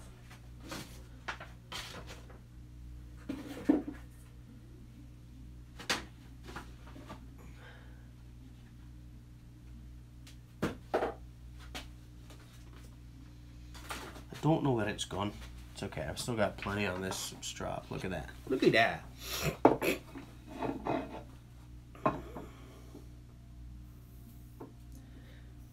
Sav's just too far for you to get to St. Well, yeah. You're on the South Shore now, right?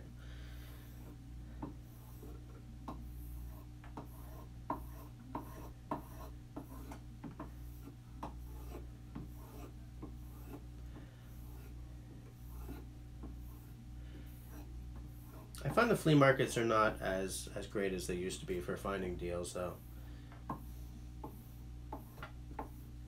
Like, you got to go with some money now. It's not like, you know, outdoor finding, you know,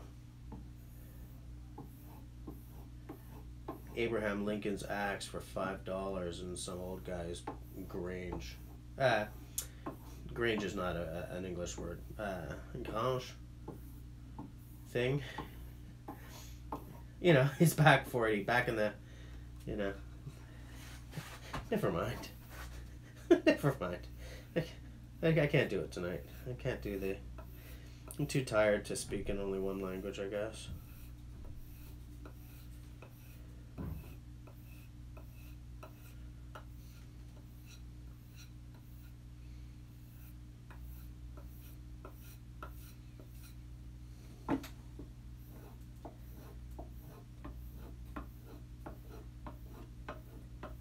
I can't wait to get this knife into action.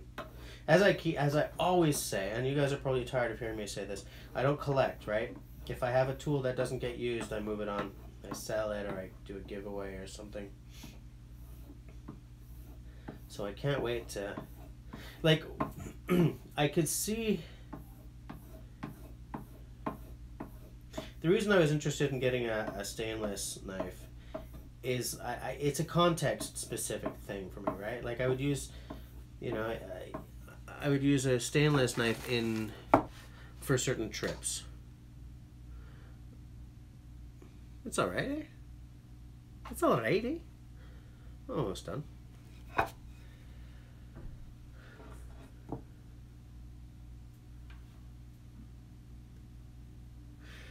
Yeah, Serge, where you live, you can probably find some nice stuff at garage sales. Where I live, everything is grandma's pottery or fine china, or, you know, if you want bunnykins, you know, Hampstead's your place, but if you want a good axe head or an old bug saw or something, forget about it. Forget about it, I says. You know?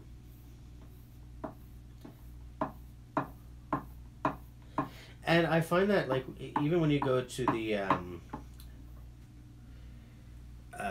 flea markets, people know what they have now, the way they didn't used to, because they just look at, you know, oh, I've got this Walters double bit. I'll look it up. I'll look up a similar one on eBay, and that'll tell me what I should be selling for. It's like, no, stop looking stuff up. I don't want you guys to know what you've got. I don't want you to know what you're selling, you know?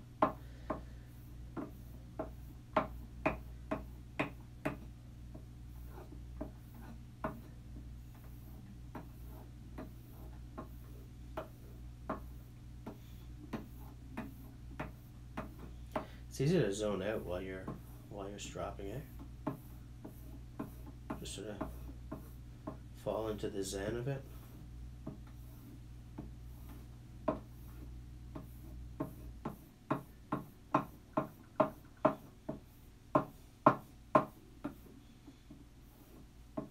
Hey, did any of you guys answer?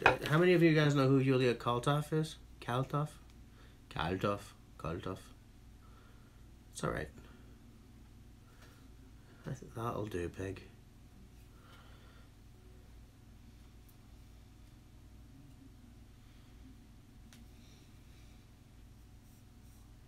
No. I mean, I wasn't doing a lot of sharpening. I mean, there's some. Do you see it? But not a lot. It's not. I didn't sharpen it. I just cleaned it up.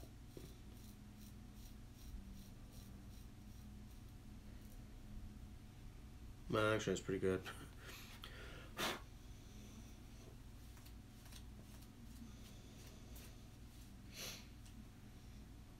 Yeah, it's pretty good.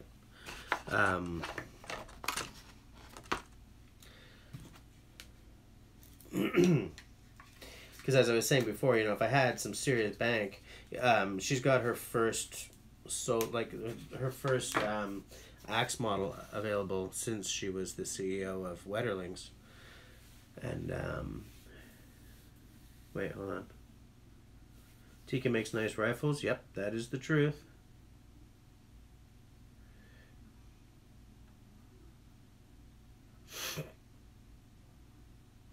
Simo, are you looking for a new...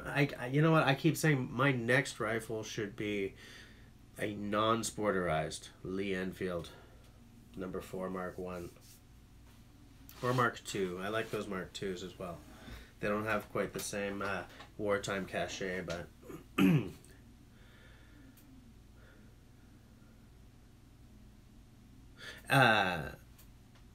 don't the Canadian Rangers use Tika now? Since they've traded in all their Lee Enfield? I think they have a customized, a modified Tika as their rifle, don't they? One that is now available. Man, they're expensive. They're like $3,500 or something. If I'm stropping, I may as well strop the axe. Am I right? Am I right, guys? You can never have too much stropping going on.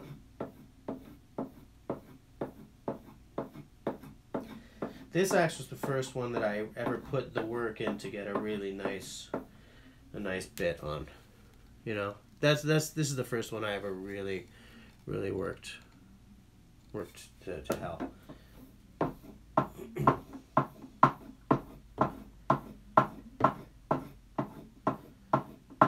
And as I always say, if you ever want to make sure that rust doesn't, not make sure, but if you ever want to, as much as possible, eliminate the chance for rust to gain purchase on your axe or your knife, gloss it out. Get rid of all the scratches, all the grind marks. Get rid of everything where moisture can just sit.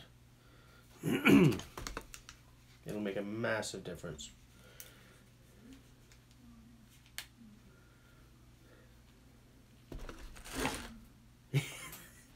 Okay, you guys got the reference, okay.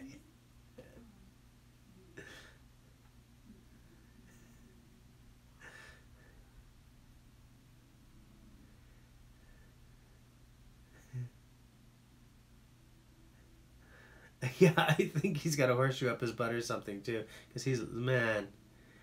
Yeah, we get Zeiss. I'm using a Nikon. I have a Nikon on mine.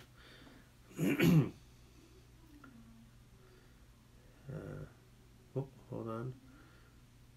Oh, all right, Austin. See you later. Everyone, say goodnight to Austin. To Austin's corner.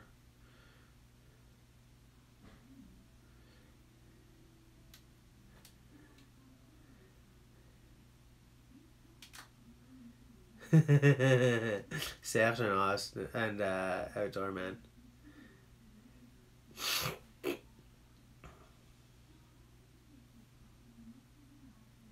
Oh, there's a road called Friendly Valley. Yeah, steal that.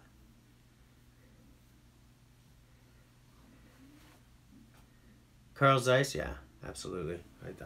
I don't blame you. I would love a nice Zeiss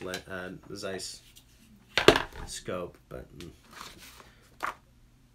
I don't hunt enough to justify it, you know.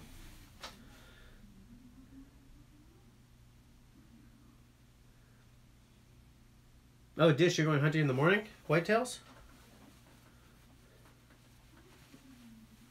Whitetails? You are going for the whitetails, maybe? Around here, it's bow season right now, I think.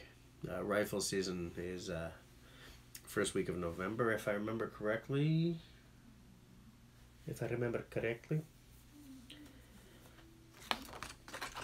me just test something here.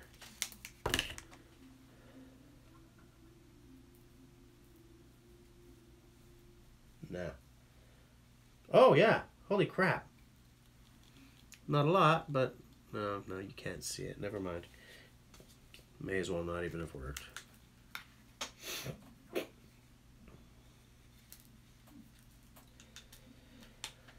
Yeah, I'd like to get some fall camping in or something.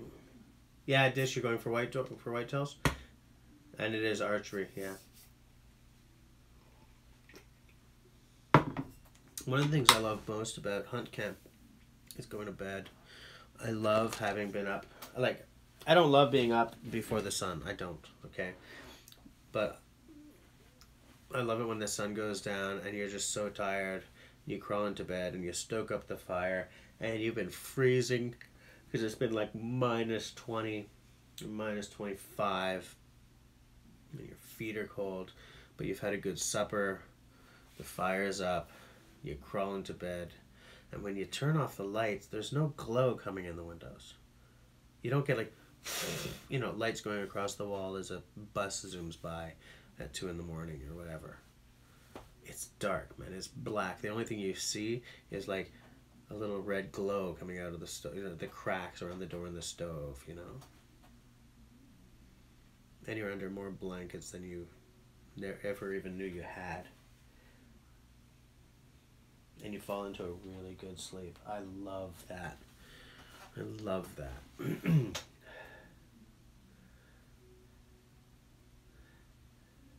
Oh, outdoor, you're going camping. Nice. Hold on. It's rifle till January where Scott Smith is.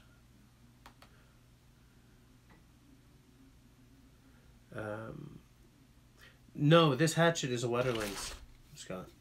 Scott Smith, not the other Scott. Wetterlings. Dearly departed Wetterlings.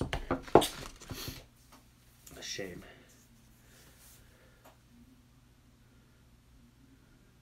Yeah, Outdoor doesn't have hairy arms anymore because he keeps, you know, testing the edges on all those axes he's been collecting. Oh, nice.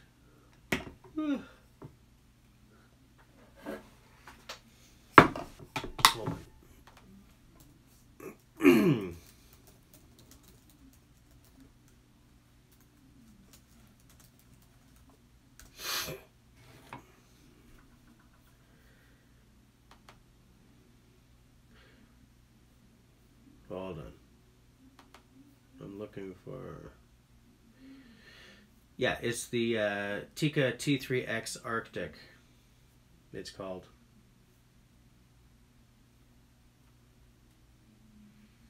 I mean, granted, up here it's called a C19. But, hold on, I'm looking for...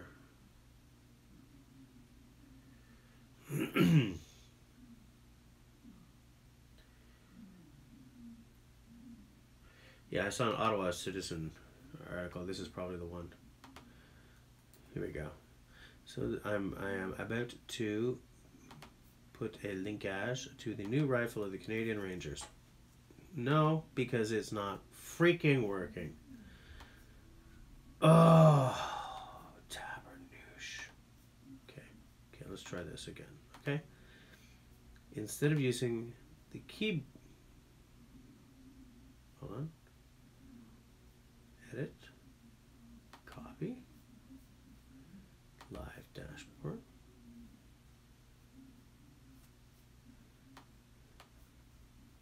put it here,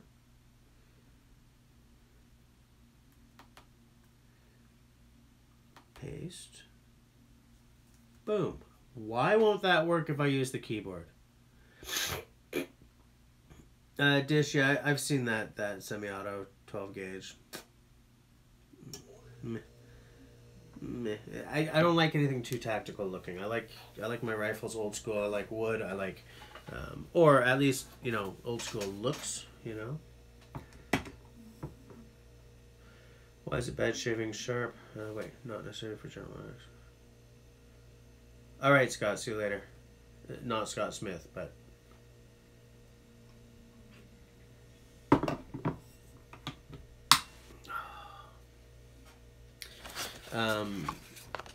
Scott Smith, I don't tend to...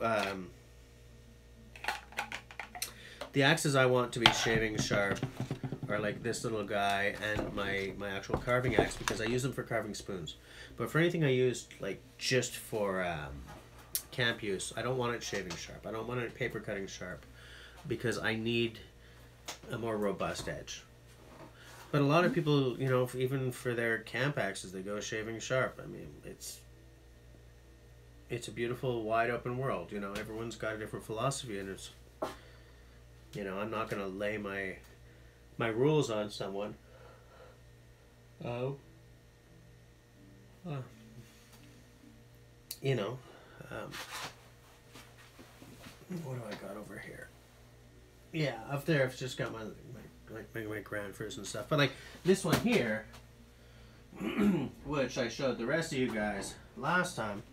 Well, I've shown many people many times. This guy, you know, my carving, my Scandinavian carving axe or whatever it's called, that's a shaving sharp axe.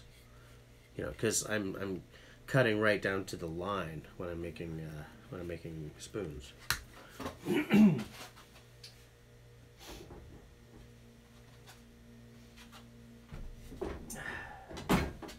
This Wetterlings here, my Scandinavian forest axe, that's not shaving sharp. Not at all. It's sharp, you know, but it's not shaving sharp. I didn't want it shaving sharp.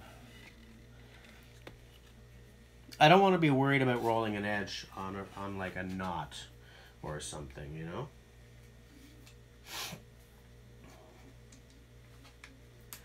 You might have noticed that I keep my heads all nice and oiled up. That sounds disgusting, but you know what I mean.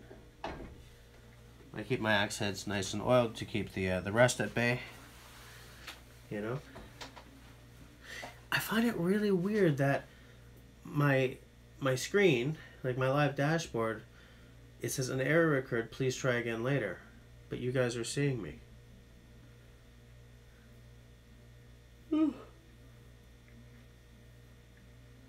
Scott, oh yeah, your small forest axe came shaving sharp. Yeah, that's the Grandfers magic. They do that. I mean, it's not for nothing that they're so expensive. They're not cheap, but they're great, you know. And I'm of the opinion that I can't afford to buy cheap, because I can't afford to just buy again and again. I've been bitten in the arse about that kind of thing often enough that I'll save up for an extra 3 months. You know?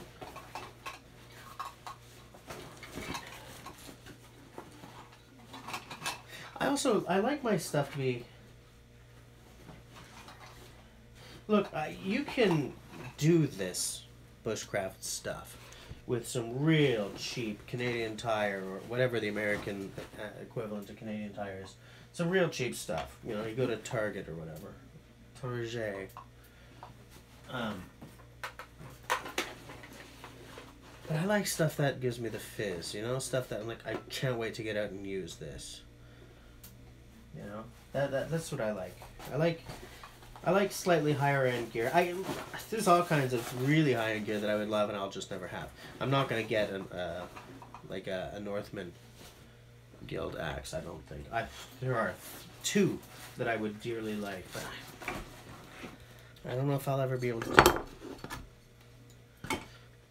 But I find, you know, when I crack open the box and there's a brand new Grandfers, I get excited, man. I am ready to drop everything and hit the bush just so I can get it into action.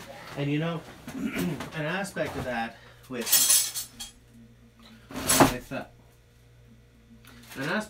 this guy, with my small forest axe, which is that this is iconic. Do you know what I'm saying? This is iconic the way all those beautiful Collins and Kellys and like the Sager Chemicals, all those gorgeous axes are desirable, and you know, and like seeing a nicely cared for one makes you kind of weak in the knees. But this is iconic, and it's purely because of Ray Mears. I have got to pay some attention to that bit. It's I mean, I've kept it sharp, and I'm taking care of all the you know, it doesn't have any nicks in it or anything, but like I haven't exactly been keeping it nice and not up to my standard. But like when this appeared in my mailbox, well, not my mailbox, on my front stoop. Actually, I think I had this delivered to where I was working at the time. But when this arrived, I popped it open, and I had never seen one in real life before. I had only ever seen them in Ray Mears' hands. Do you know what I'm saying? It's something I'd only ever seen on screen before. So when I opened the box and I saw this, it was like seeing a movie star in person. You know?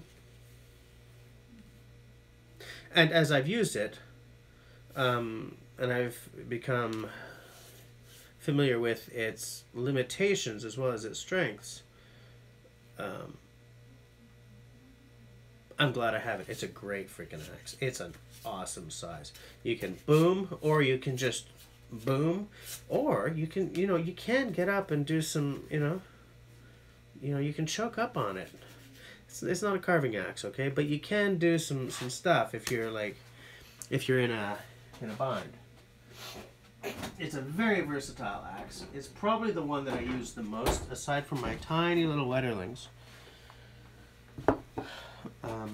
It's packable as hell. Like, it's the perfect size for taking with you.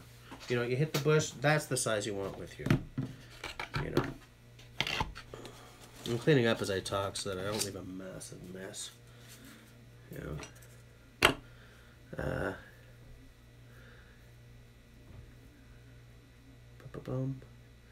Hold on.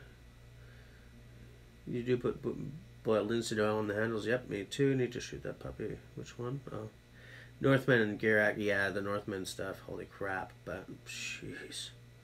Yeah, I like it when I get out the axes too, because I love them so hard. Need to value, but it's non-restricted shotgun. I don't know about that.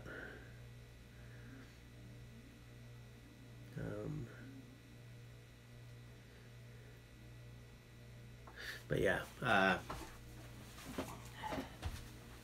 So I like to have stuff that excites me.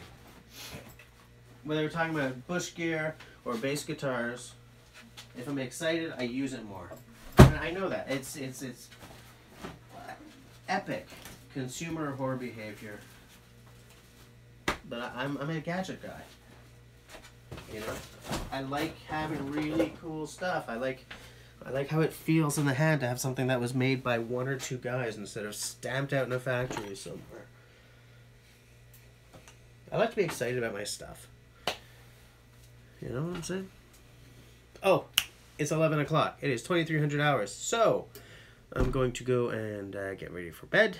Thank you for hanging out with me on this strangely rescheduled Monday edition of the Beer Blazing Bushcraft live stream. Next week we'll be back on Tuesdays, 9 p.m. Montreal/New York time. So come and hang out again. And I will at some point this week get yesterday's video up. I'm hoping for tomorrow. It's good. I'm looking forward to having it out. So thanks again, guys. Have a good night. Have a good week. And I'll speak to you soon.